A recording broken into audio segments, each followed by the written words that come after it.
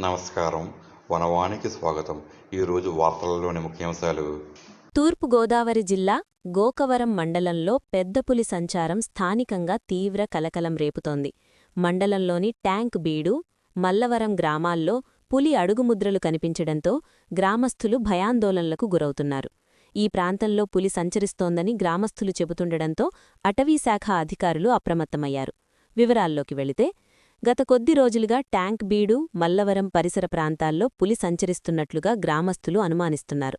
తాజాగా పులి అడుగుజాడలను గుర్తించినవారు వెంటనే అటవీశాఖ అధికారులకు సమాచారం అందించారు.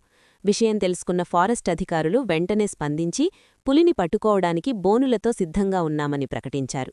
ఈ నేపథ్యంలో అధికారులు గ్రామస్థులకు పలు సూచనలు జారీ చేశారు. సమీపంలోని కొండ ప్రాంతాలకు పనులకు వెళ్లవద్దని, రాత్రి సమయాల్లో ప్రజలెవరూ ఒంటరిగా బయటకు రావద్దని హెచ్చరించారు.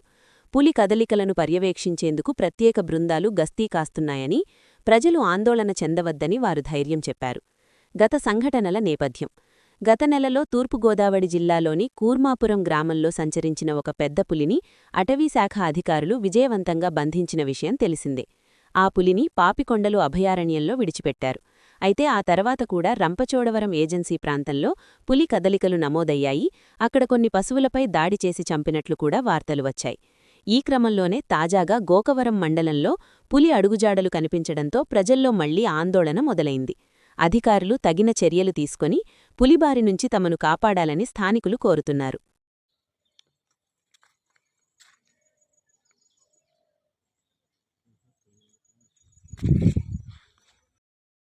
ఇక్కడ వేసిన దాని మీద అదే కూర్చొని గోర్ల మీదకి పడ్డమాట దీన్ని దాటింది అలా దాటింది.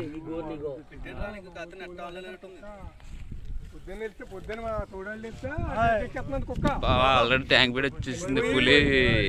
అక్కడ ఉన్నాను. మల్లవరం గ్రామస్తులకు హెచ్చరిక. అటవీ శాఖ వారి నివేదిక ప్రకారం ట్యాంక్ బీడు ప్రాంతంలో, మల్లవరం పరిసర ప్రాంతాలలో పులి సంచరించుతున్నది. కావున ప్రజలు అప్రమత్తంగా ఉండవలెను. ఒంటరిగా తిరగరాదు.